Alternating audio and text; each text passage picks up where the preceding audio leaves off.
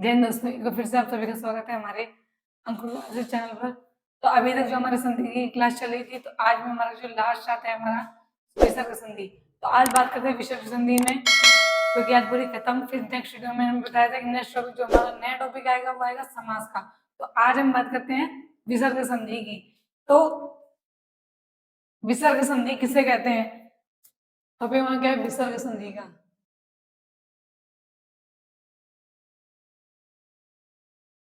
विसर्ग संधि, तो विसर्ग संधि किसे कहते हैं? पहले डिफिनेशन आती है कि विसर्ग संधि किसे कहते हैं। तो विसर्ग के साथ स्वर अथवा व्यंजन के मिलने से जो विकार उत्पन्न होता है उसे विसर्ग कहते हैं। क्या कि स्वर विसर्ग के साथ स्वर अथवा व्यंजन के मिलने से जो विकार उत्पन्न होता है उसे विसर्ग संधि कहते हैं।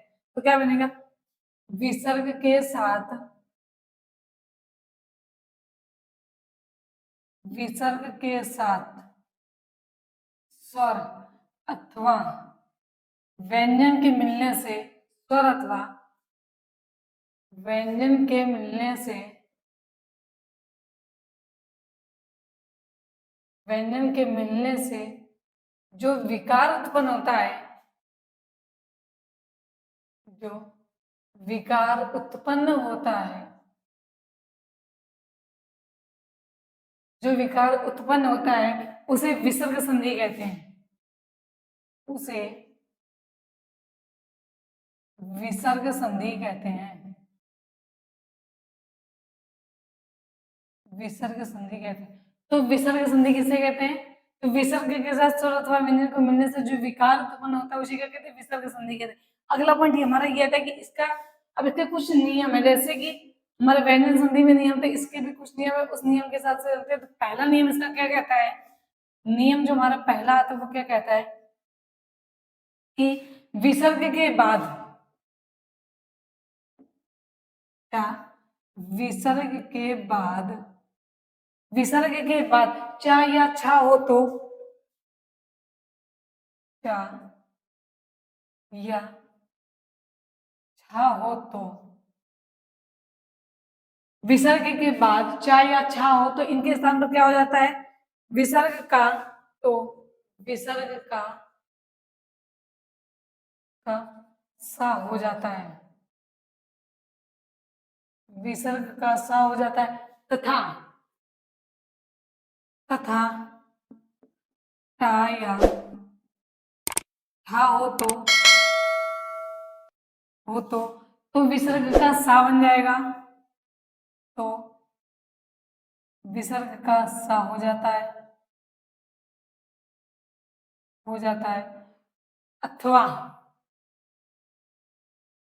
अथवा ता या था हो तो,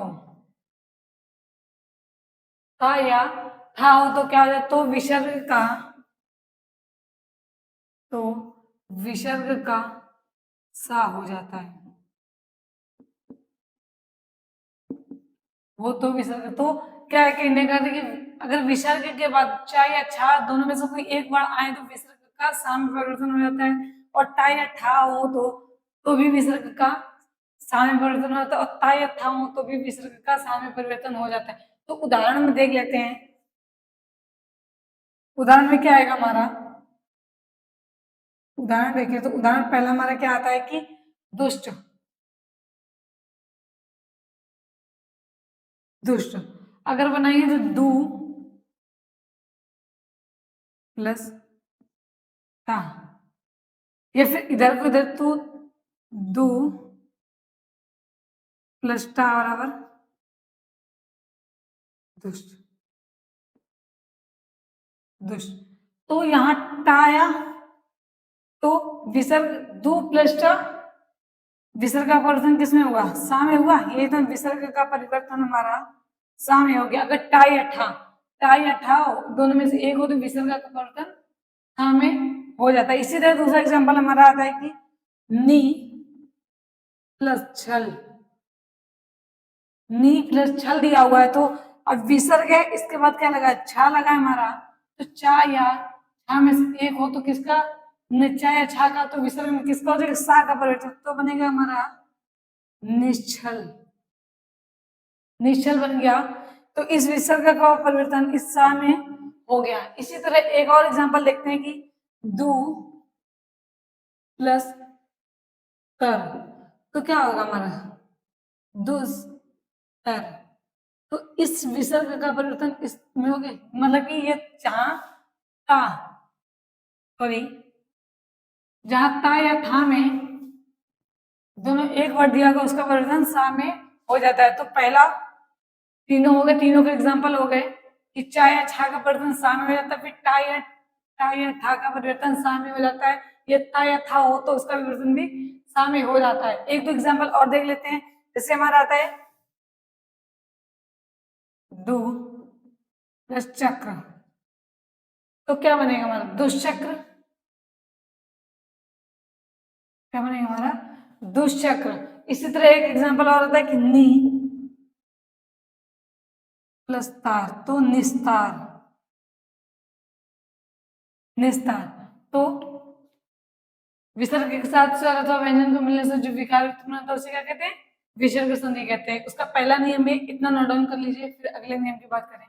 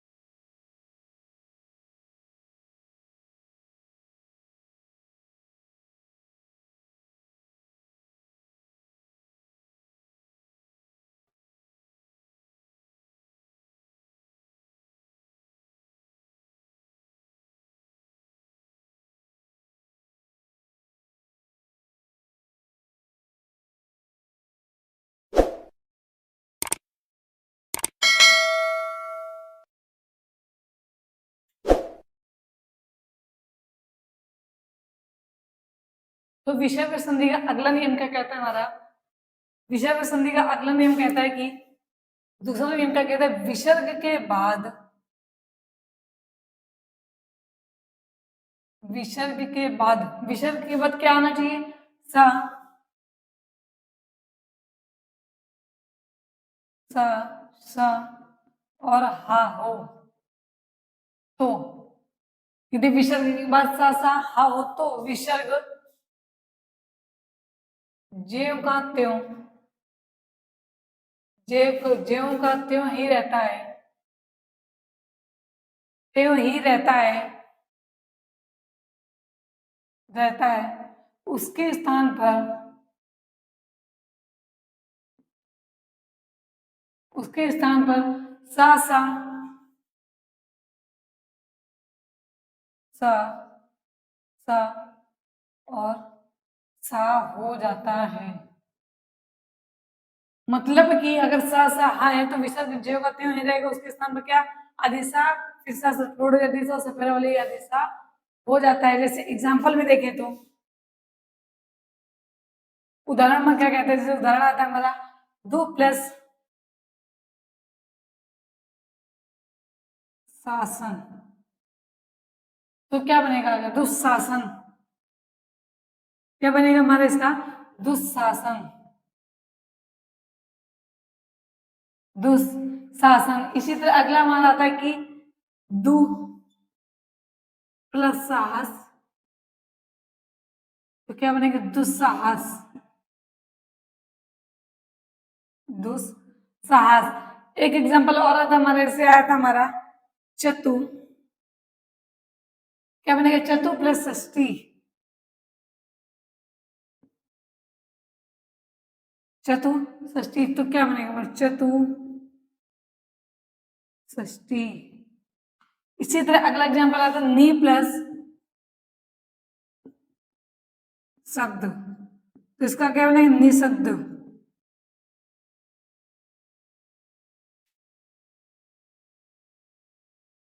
इसका क्या बनेगा हमारा, इसका बनेगा निशब्द, नि शब्द। तो विसर्ग के बाद सा सा हो तो विसर्ग ज्यों का त्यों ही रहता है, उसके स्थान पर क्या आ जाता है सा सा सा हो जाता है। इसी तरह विसर्ग स्तंभ क्या बना, किसमें परिवर्तन हुआ, इस सा में परिवर्तित हुआ। अगर बोले दुदुसात तो इस विसर्ग का परिवर्तन इस सा में हुआ। तीसरा नंबर पर आता है चतुर, चतु प्लस षष्ठी, तो इसका परिवर्तन इस सा में, चतुष्ठी हो गया। ये हो गया हमारा विसर्ग संधि का नियम नंबर 2। अब बात करते हैं नियम तीसरा हमारा क्या कहता है कि तीसरे नियम की अगर बात करें तो तीसरा नियम क्या कहता है, यदि विसर्ग के पहले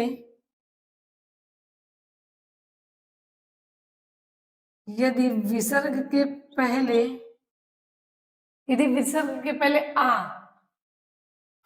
ओ आ हो और यदि विसर्ग के पहले आ हो और विसर्ग के बाद का खा पा का खा पा आता है, क्या यदि विसर्ग के पहले आए या फिर विसर्ग के बाद का खा पा आता है तो विसर्ग में तो विसर्ग में कोई परिवर्तन नहीं होता है, कोई परिवर्तन नहीं होता है। तो विसर्ग में कोई परिवर्तन नहीं होता, यदि विसर्ग के पहले आ और विसर्ग के बाद का और पा आता है तो विसर्ग में कोई भी परिवर्तन नहीं होता है। वो भी एग्जाम्पल में देख लेते हैं। जैसे एग्जाम्पल हो गया हमारा रजा प्लस कण, तो इसका क्या बनेगा, रजा कण। का आया ना, विसर्ग के बाद का आया तो विसर्ग में कोई परिवर्तन हुआ नहीं हुआ, विसर्ग जहां है वहीं रहेगा। इसीलिए आता प्रातः काल, प्रातः प्लस काल, तो क्या बनेगा प्रातः काल। अगला था अंतः प्लस पूर्व, तो क्या लिखेंगे अंतः पूर्व, अंतः पूर्व। तो यदि विसर्ग के पहले आ और विसर्ग के बाद का खा पा आए तो विसर्ग में परिवर्तन नहीं होता है। का आया तब भी नहीं हुआ, फिर का नहीं हुआ, अंतः पूर्व पा आया विसर्ग का फिर भी परिवर्तन नहीं हुआ। आप इतना नोट डाउन कर लीजिए।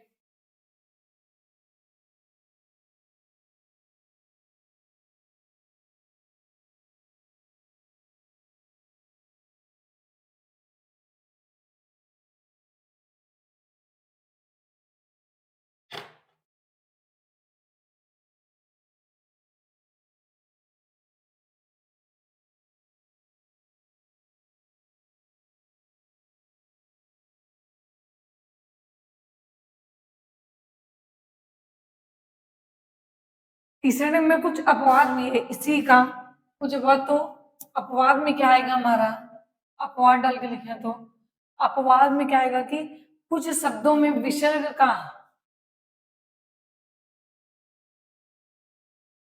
कुछ शब्दों में विसर्ग का कुछ शब्दों में विसर्ग का सा हो जाता है, सा हो जाता है। मतलब कि अगर जहां का है इसमें क्या दिया गया कि यदि विसर्ग के पहले आ हो और का खा पा हो तो वहां विसर्ग में कोई परिवर्तन नहीं होता है। लेकिन कुछ अपवाद में कुछ शब्द ऐसे भी होते हैं जहां पर का होने पर भी, यानी कि विसर्ग के बाद का होने पर भी विसर्ग का परिवर्तन किसमें हो जाता है, आदि सा में हो जाता है। कैसे, वो एग्जाम्पल देखते हैं। जैसे हमारा आया श्रेय प्लस कर, तो इसका क्या बनता है श्रेयस्कर। तो मतलब कि कुछ अपवाद में कि विसर्ग के बाद का तो आया लेकिन उसका परिवर्तन किसमें हुआ, सा में हो गया है। जैसे एक एग्जांपल और होता है हमारा कि पुरस्कार, तो पुरस्कार इसका परिवर्तन भी हो गया। कुछ अपवाद में कुछ वाक्य होते हैं जिनका परिवर्तन हो जाता है। तो ये हो गया हमारा तीसरा नियम। चौथा नियम हमारा क्या कहता है,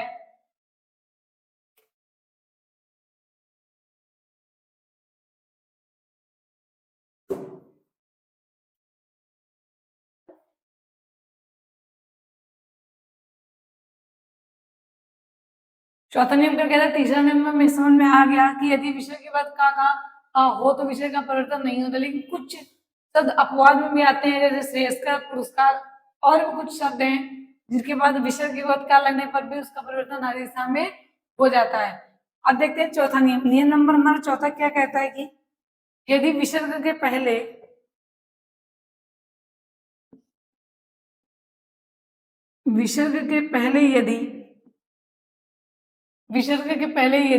ई या ऊ हो और ई या ऊ हो और क्या, यदि विसर्ग के पहले ई या ऊ हो और विसर्ग के बाद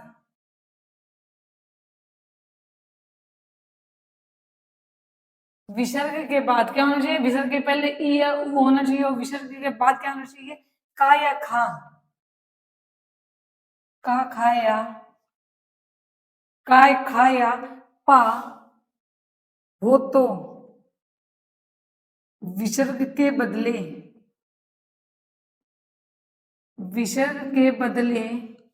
सा हो जाता है। क्या हो जाता है?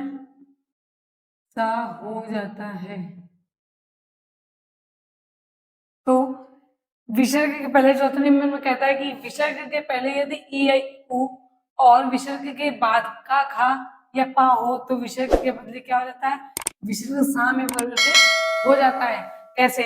वो भी एग्जांपल देख लेते हैं। जैसे हमारा आता है कि नी प्लस कपट, तो इसका क्या बनेगा? निष्कपट। निष्कपट। इसी तरह का दू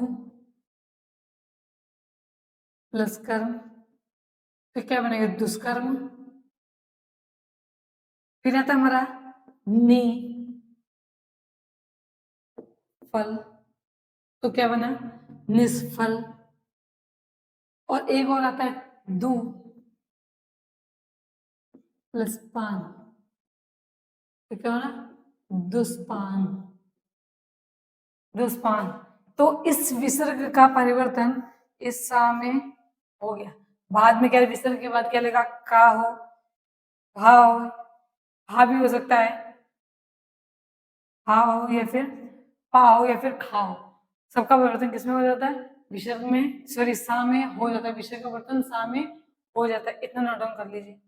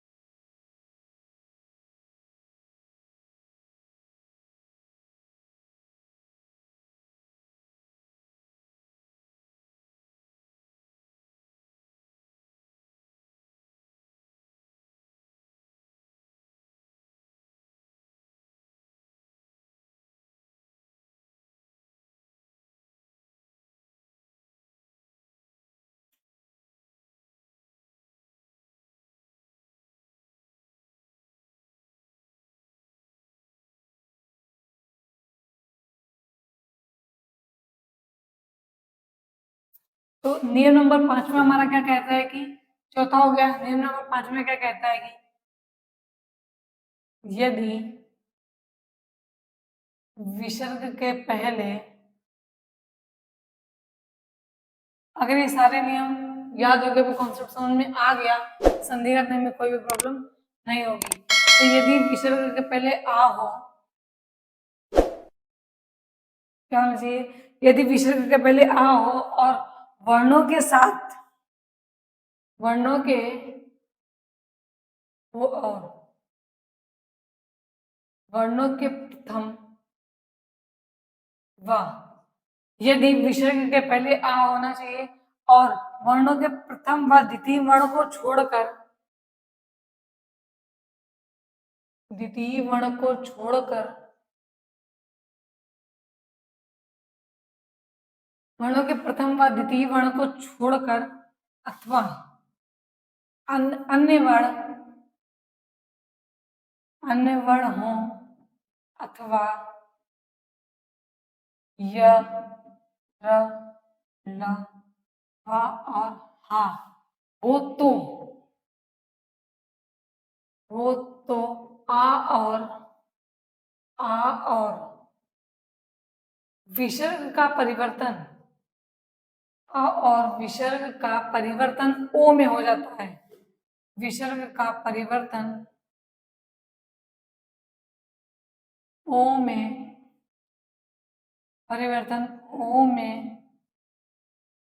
हो जाता है तो यदि विसर्ग के पहले क्या होना चाहिए, आ हो या फिर वर्णों के प्रथम व द्वितीय वर्ण को छोड़कर अन्य वर्ण हो या फिर य, र, ल, व और हा हो तो आ और विसर्ग का परिवर्तन किसमें, ओ में हो जाता है। कैसे, वो भी देखते हैं। जैसे आता है मना प्लस जा, तो विसर्ग के पहले क्या निकला, आ निकल रहा है। तो विसर्ग इसका परिवर्तन किसमें हो जाए, इसका परिवर्तन किसमें हो जाना चाहिए, उसमें क्या बोला, प्रथम व द्वितीय वर्ण को छोड़कर। ना ये तो प्रथम है ना ये द्वितीय है, अन्य वर्ण है ना, तो प्रथम व द्वितीय वर्ण को छोड़कर कोई भी वर्ण हो या फिर ग्यारह लवा हाँ हो, तो आ और आ का परिवर्तन किसमें, आ और विसर्ग का परिवर्तन ओ में हो जाता है। तो यहाँ क्या हो जाएगा, मनोज। इसी तरह तो यसा प्लस दा, तो क्या होगा, यशोदा। फिर आता है इसी तरह तपा प्लस बल, तो क्या बना, तपोबल। इससे आता सिर प्लस मणि, तो क्या बनेगा, शिरोमणि।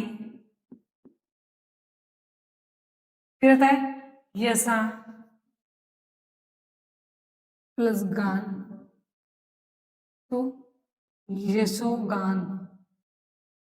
ये हो गया हमारा जो था कि अगर आ या तिथि प्रथम अतिथि वर्ग को छोड़कर अन्य वर्ण हो अथवा यह लगा हो तो आ और विसर्ग का परिवर्तन ओ में हो जाता है। यही हुआ, आ और विसर्ग का परिवर्तन ओ में हुआ। इसी तरह बात करते हैं जो अगला छठा नियम आता है उसकी। तो छठे नियम में क्या कहता है, यदि विसर्ग के पहले आ या आ को छोड़कर, यदि विसर्ग के पहले आ या आ को छोड़कर और कोई स्वर हो, आ को छोड़कर और कोई स्वर हो तो, और कोई स्वर हो, क्या, यदि विसर्ग के पहले आ या आ को छोड़कर कोई स्वर हो और बाद में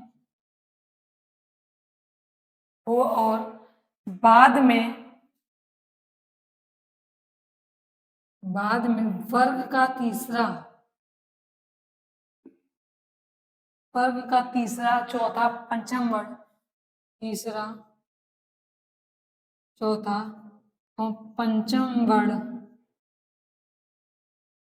वर्ण या फिर अथवा य, र, ल, व और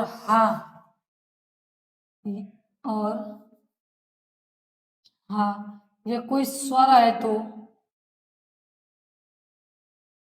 कोई स्वर आए तो विसर्ग के बाद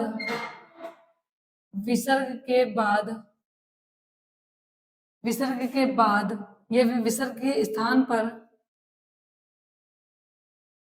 के स्थान पर रा हो जाता है। क्या हो जाता है, रा हो जाता है।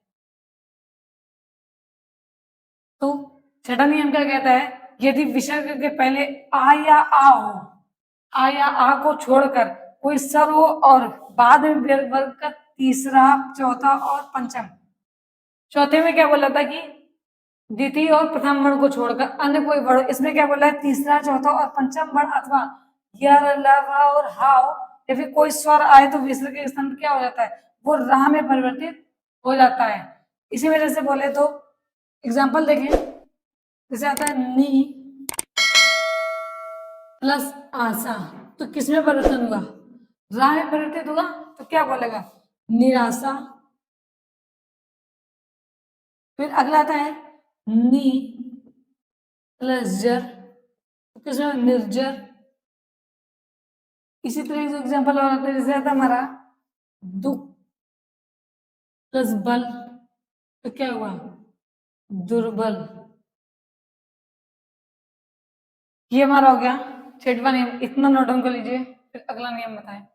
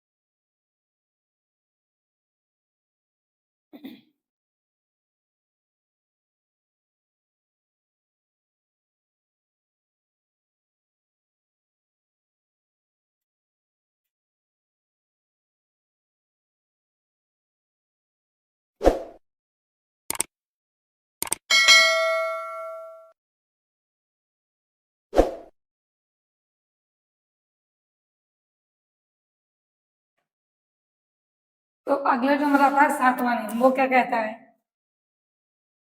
सातवां नियम हमारा क्या कहता है, यदि विसर्ग से पहले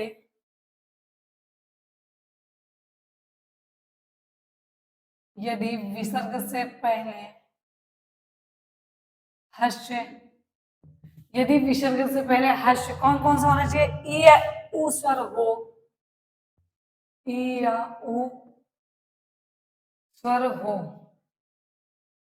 यदि विसर्ग से पहले ई या ऊ स्वर हो और विसर्ग और बाद में हो और बाद में र, बाद में क्या, रा, रा हो तो, रा हो तो विसर्ग का लोप हो जाता है, विसर्ग का लोप हो जाता है। तो विसर्ग का लोप हो जाता है, मतलब कि यदि विसर्ग से पहले ह्रस्व ई या ऊ हो, स्वर आए और बाद में र हो, तो विसर्ग का क्या हो जाता है, लोप हो जाता है। और उसके बाद और और उसके बाद क्या, और उसके बाद पूर्व का हास्य, पूर्व का हास्य, हास्य स्वर दीर्घ कर दिया जाता है, दीर्घ कर दिया जाता है, दीर्घ कर दिया जाता है। तो यदि विसर्ग से पहले हस्य या ऊ स्वर हो और बाद में रा हो तो विसर्ग का लोप हो जाता है, तथा उसके बाद पूर्व का हस्य दीर्घ स्वर कर दिया जाता है। जैसे एग्जाम्पल में आता है नी प्लस रोगी, तो रा आया ना, दीर्घ सॉरी विसर्ग के बाद रा आया, तो विसर्ग का क्या हो जाता है, लोप, तो क्या बन जाता है हमारा निरोगी, क्या नाम, निरोगी। इसी तरह अगला आता है नी प्लस रस, तो क्या बना हमारा नीरस। अगला आता है नी प्लस क, तो क्या बना नेक। तो इसमें वही बोला गया है कि यदि विसर्ग से पहले ई या ऊ स्वर हो और बाद में रा हो तो विसर्ग का क्या हो जाता है, लोप हो जाता है और भाष्य का दीर्घ कर दिया जाता है। जैसे यहाँ भी यही हुआ कि विसर्ग आया, बाद में रा लगा हुआ है तो विसर्ग का लोप हुआ, यहाँ विसर्ग नहीं लगा है, विसर्ग को हटा दिया गया है। तो अब बात करते हैं, अगला नियम आता है, नियम नंबर हमारा आता है 8। वो कहता है अंत, अंत सा को सा के बदले, अंत सा के बदले विसर्ग होने पर, अंत सा के बदले विसर्ग होने पर नियम क्या लगता है हमारा, जो हमारा पांचवा छठा नियम था वही लगेगा। क्या, जैसे आता है हमारा अधम प्लस गति, तो क्या बन जाएगा हमारा अतः, मतलब कि माँ का वर्तन किसमें हो जाएगा, विसर्ग में, अतः प्लस गति। और फिर क्या हो गया, विसर्ग का परिवर्तन, और विसर्ग आ और विसर्ग का परिवर्तन किसमें हुआ था, अभी बताया था कि जब आ हो और साथ में विसर्ग हो, और प्रथम और द्वितीय वर्ण को छोड़कर और कोई वर्ण हो, यहाँ तो तीसरा वर्ण है ना, का वर्ग का तीसरा वर्ण आया घ, तो यहाँ आए विसर्ग आया, तो इसका मतलब किसमें, ओ में हुआ था ना, तो क्या बन जाएगा अधोगति। मतलब कहने का अर्थ ये कि अधम प्लस गति, एग्जाम्पल ने लिया अधम प्लस गति, तो अधम प्लस गति, अधम प्लस गति प्रथम और सॉरी पहले तीसरे वर्ण का परिवर्तन किसमें होता था, पहले में, या फिर पहले का तीसरे में परिवर्तन हुआ तो हमारा क्या आया, ता आया, और माँ का परिवर्तन में विसर्ग में किया। इसी तरह इसमें आता है कि आ प्लस, जहाँ विसर्ग आ और विसर्ग आए, और प्रथम और द्वितीय वर्ग को छोड़कर अन्य कोई वर्ण या फिर या लगा हा हो, तो वहां क्या, उसमें परिवर्तन ओ में परिवर्तन हो जाता है, तो क्या बना हमारा अधोगति बना। अगला नियम हमारा आता है कि यदि आकार के बाद, यदि आकार के बाद विसर्ग, यदि आकार के बाद विसर्ग हो और उसके बाद, और उसके बाद में आ को छोड़कर, बाद में आ को छोड़कर, उसके बाद में आ को छोड़कर कोई स्वर हो तो, उसके बाद में आ को छोड़कर कोई स्वर हो तो विसर्ग का लोप होता है, तो विसर्ग का लोप हो जाता है, विसर्ग का लोप हो जाता है। कैसे, जैसे एग्जांपल है हमारा अतएव, तो क्या अतएव, तो विसर्ग का हमारा लोप हो गया। तो आज से जो हमारा संधि का टॉपिक था वो पूरा खत्म हो गया। हमारे विधायक विसर्ग संधि कुछ कॉन्सेप्ट, कुछ नियम थे, इनको समझ लेंगे तो हमारे आगे की संधियां भी हो जाएंगे। तो आज के लिए इतना ही, थैंक यू।